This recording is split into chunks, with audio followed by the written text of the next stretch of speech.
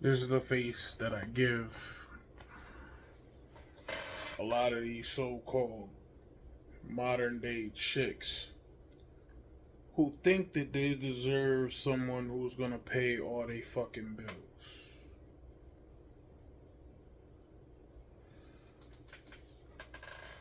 Like, share, and subscribe this share this video and subscribe to my Q North Star channel. Some of you might have to resubscribe again because I'm sure YouTube involuntarily removed you off of my videos, off of my page, so that you can no longer see my videos. Which is why my views went from in the hundreds to like 20, if I'm lucky.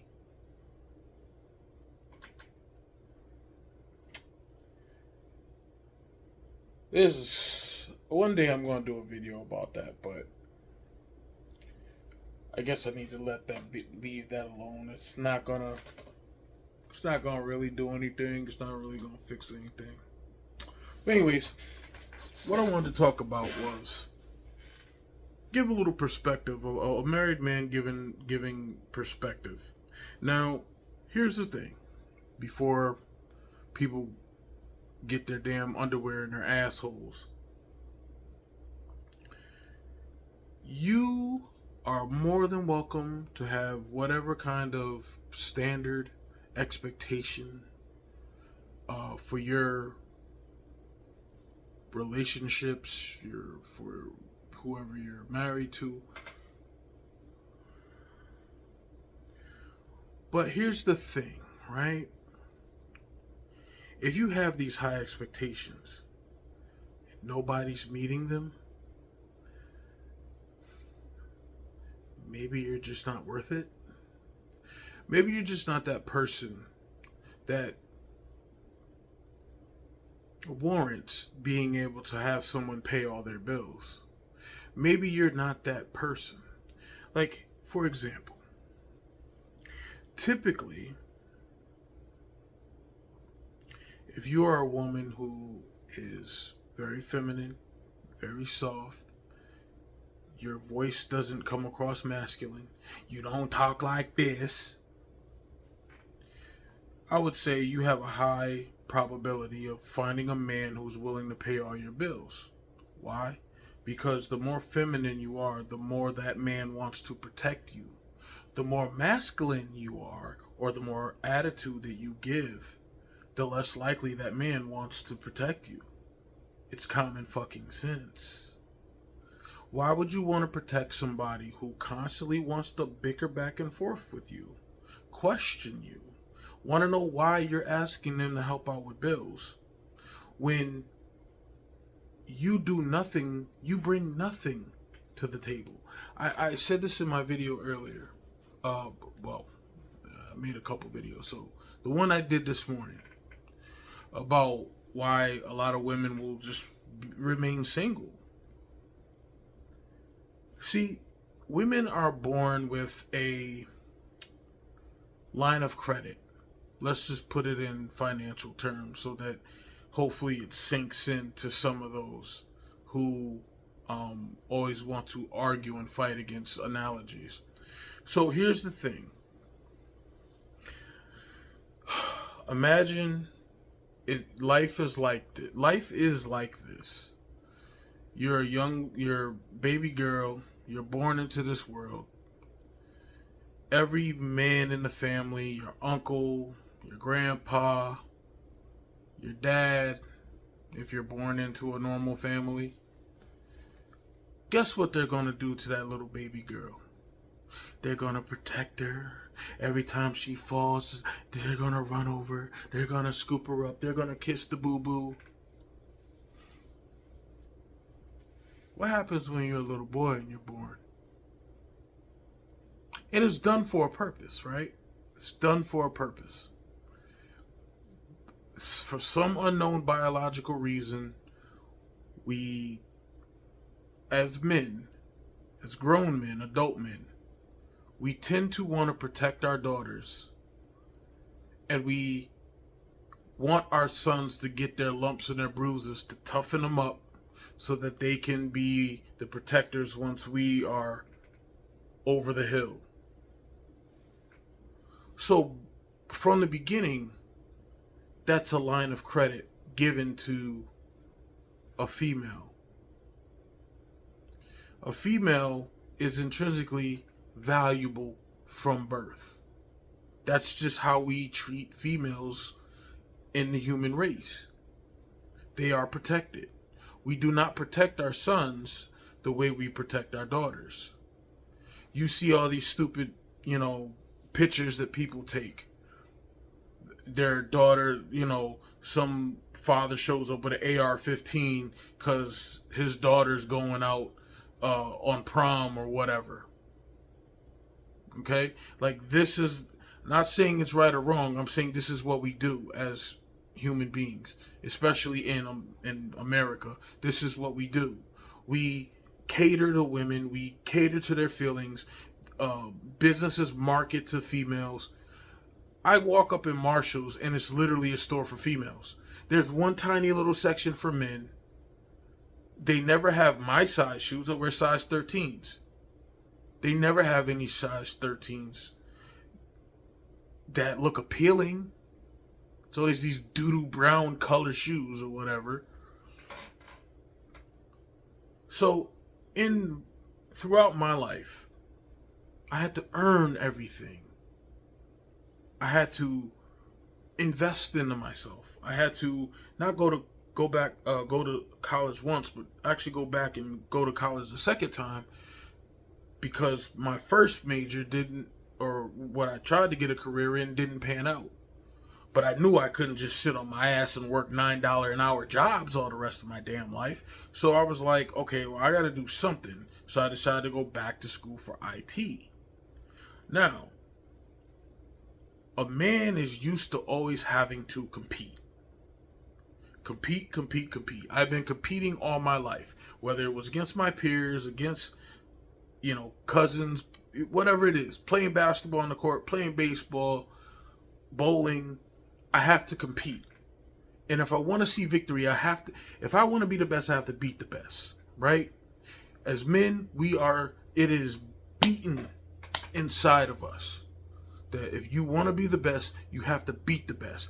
And you have to be prepared at all times, because there's constant lions coming up every day looking to challenge you, especially if you manage to make it to the mountaintop. So as men, those of us who don't compete, we look at as weaker men. Women don't have to compete. They don't have to compete for daddy's love. Now, what typically happens when you take the father out of the house and you have a mother raising a bunch of daughters? The mother typically is rougher on the daughters than the sons.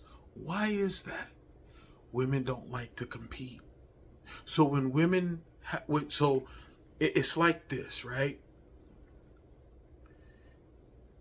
You are, or that single mom, she's the 2000 version or BMW, okay? Her daughters who are coming of age and getting to that age of 16, 17, 18, she wants to kick them out the house, because when she bring men over, now all of a sudden she may not be the center of attention. So then it becomes more so about the sexual market value. This was something that Kevin Samuels talked about. Sexual market value, the SMV. When, as a man finally establishes himself, and this is key, gets with a younger woman who is of age, wouldn't he want the younger or the newer version of that BMW, as opposed to paying top dollar for an older version of that BMW? Paying top dollar isn't a problem if you're going to get something newer, that you're going to get more mileage out of, that you're going to get more usage out of, than something that's already been around the block a couple times, okay? Whether you like the car analogy or not, you can't deny that that is spot on. Men are like houses. Sometimes our value goes up, sometimes our value goes down. And it's most of the time it depends on the neighborhood or the other houses that we are surrounded by. Typically, when you see a man who is of value, he's usually around other men that are of value. When you usually see a man who is really not of value or very low value, he's typically around other men of no value or low value. Your neighborhood, men are like houses. So if you are in a good neighborhood, you're going, iron sharpens iron. So you're not that one man might ask another man, "Hey man, I saw you got this, you got that. How'd you do that?" And it kind of, each one lifts one up. But most of the time, it's not on a jealous kind of "I'm gonna take what you got" kind of thing. It's more so a thing of I want to establish my own, because most men want to just build their own legacy. Most men just want to be able to put their flag in the ground and say, "This is mine." Because men are what? Protectors. What did I just say? When the baby girl is born, what does daddy typically do? Daddy, in daddy's arm, very protective, don't want nothing to hurt his baby girl. This is why when men become of age, and and whether people like it or not, they want to call it toxic masculinity, whatever you want to call it. It is in preparation for manhood that boys, young boys, teenage boys go through their lumps and their bumps, so that when they get to adulthood, they know how to handle adversity. What we have done was we have removed that masculine man out of there that told that young boy, "Get up." That's why I'm very hard on my sons. I have 3 sons. Why I'm very hard on them. When one falls off the bike, I don't cater to their boo-boos. Get up, brush yourself off, you get back on that bike. You're not getting off the bike. You're not going to walk the bike. You're going to get back on that bike and you're going to ride the bike. If you got cuts, scrapes, whatever, you ride the bike over to the house. I'll get you cleaned up. I'll put a bandage on it. You're getting back out there and you're riding that bike. You got to overcome adversity. You got to overcome obstacles. At what point in time do we ever do that to young girls, teenage girls, young ladies? At what point in time do we ever have that in society? Not just men, but when do we ever have that mentality towards women? Women are babied all the way up until the point that they are almost 40 years old. And they hit the wall. They're beyond their prime of having children. And they haven't found what they, quote unquote, deem as the right man. Because their mentality is that, well, if I got all this catering and attention and good treatment when I was younger, I deserve it now. Well, guess what? Just like the NBA, as players age out, new players come in.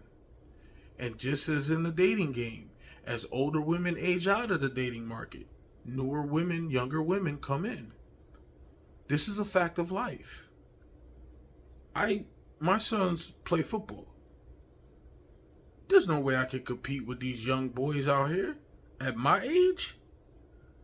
I'm not, I was sitting there thinking today, man, I was looking at my oldest, and I'm like, he ain't playing with no aggression. He ain't practicing with no aggression.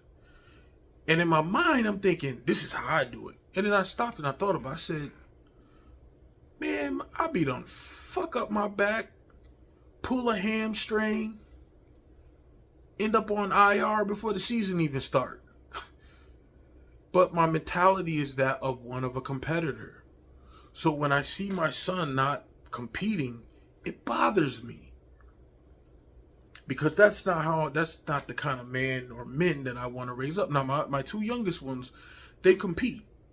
They're very competitive. Also, they're also very close in age. They're closer in age than my oldest to my middle. So those 2 are closer, so they compete a little bit more with each other. This is the fundamental issue with a lot of women who feel like they are entitled to be taken care of as a princess. Either they didn't get it from their father, or they have been lied to by their mom about what a man should be. Because often moms will, for example, I'm a product of a single mother. Thank God my sons are not. But I was. They came up with this imaginary perfect gentleman and tried to instill that in me. Then when I went out into the real world and started dating and trying to find a mate, I realized most women don't want good men. They don't. It's a lie. Everyone's been lied to.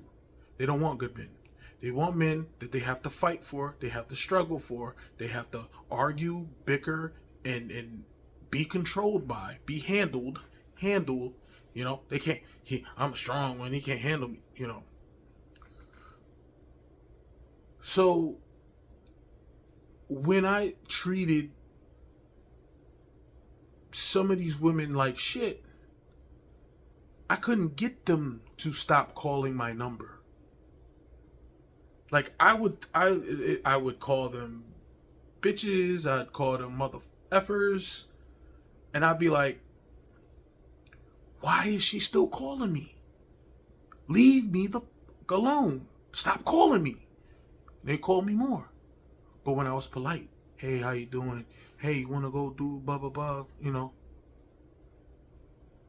Never get a call back. Never get a text back.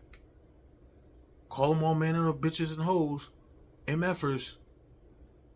Phone is lit. And then I began to realize, oh, this is what it is. This is why nice guys typically finish last. And what happens is a lot of these women who shut us down early, when they're in their prime, that's why they want us back when we're in our prime. Our prime is later. Again, I didn't start making good money until I was over 35 years of age. With two, married with 2 kids. I didn't start making good money until I was over 35. I made around $30,000 to $40,000 till I was about 35. Prior to that, I made 20 grand in my early mid-20s. I didn't make a lot of money. So me and my spouse, the thing that we have a joint account. We both make really good money, and we put all that money in there so that we could cover our bills, cover football costs for the boys, sports costs for the boys, get them clothes, get them gear, whatever they need. They don't have to want for anything because we put our money together. It's not 50-50, it's us 100%. But see, a lot of these women, they have this fallacy in their head because they're looking at other nationalities of people. I seen this video. This woman's talking about this Filipino man pays for all his wives' shit, and this Indian woman she works with, her husband pays for everything. Listen, her husband probably got a heads up or a leg up. There's more incentive for immigrants than people who live in this country. It's always been this way. I don't know why people are just acting like this now. I guess now because they're giving it to illegal aliens. But it's always been that way. You can get fresh off the boat and get more grants and loans than someone who's been off the boat for hundreds of years. But it seems like black women don't understand that dichotomy. They'll be the first to cry about racism when they take it as it only applies to them. It only applies to them as having experienced racism. I've experienced racism all throughout my life. The one thing my grandmother, who happens to be a black woman, because, women were women back then, she's been dead for 30 years, but I tell you what, a lot of the things she told me, I still quote to this day. And she always told me, you got to get around these obstacles. You can't let someone stop you from attaining your goal or your dreams or your aspirations. You can't do that. You have to be able to find a way. Go to the left, go to the right. If you got to go above, go above. You got to dig underground, dig a tunnel. Learn how to dig a tunnel. But you got to figure it out. And she also told me, she said, you know, as a black man, you're going to have to work 2 times, 10 times harder than anyone else. And that's a fact, Jack. I worked a lot of shitty jobs where I could barely walk after a 10 or a 12-hour shift. And made $11 an hour. I worked a summer job one time making pool covers in a 110-degree fucking warehouse. Sweating my ass off. Me being a fat dude, I didn't like taking my shirt off, but it was so fucking hot. I said, fuck this. You're just gonna have to see my fat stomach. I didn't care. It was fucking hot. I was sweaty. It was just, But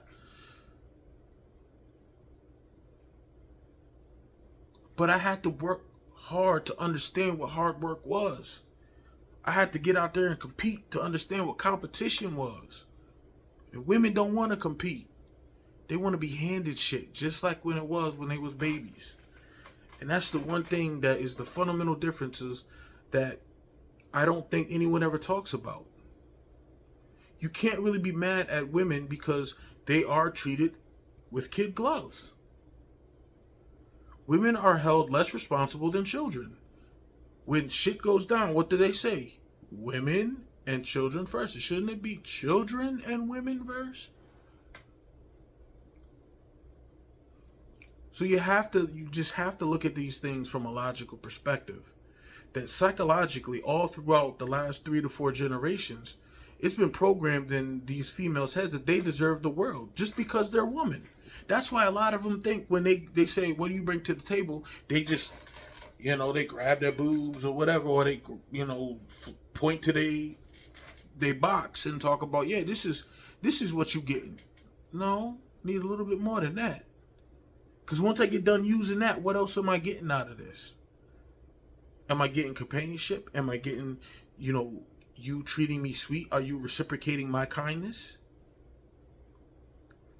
And like I said before, if you find $100 bill on the ground, how stupid do you sound saying that $100 bill was lucky to find me?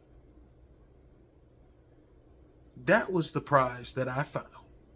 I found the prize on the ground. The prize on the ground didn't find me. Because I could have never looked down and walked right over it. Because that's what a lot of women do to men.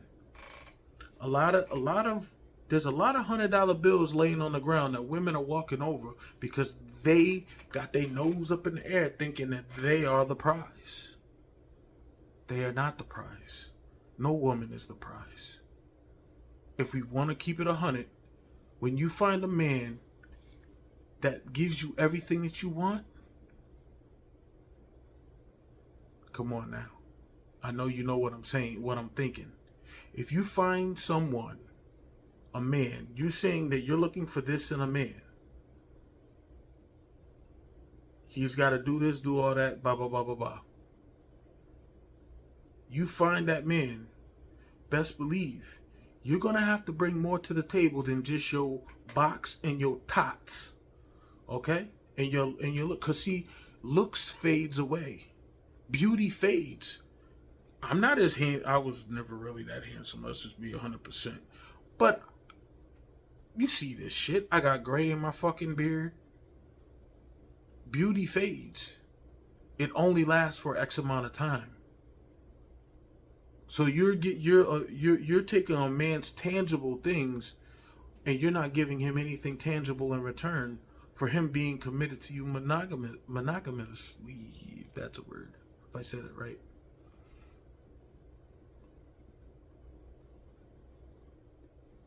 So at the very end of the day, there is absolutely nothing wrong with both of y'all putting in 100 and putting that into the pot. Now you have increased it 200-fold. I don't think I have to say anything else at this point. should be very much so common sense. That when you put both of your monies into one pot, you increase the pot. Now you can start to build the things that you need with more resources, as opposed to having one person work themselves to death while you hoard your money. That's greed and selfishness. And that's why a lot of women will be pincushions, but they'll never be wives. That's just the reality of the situation.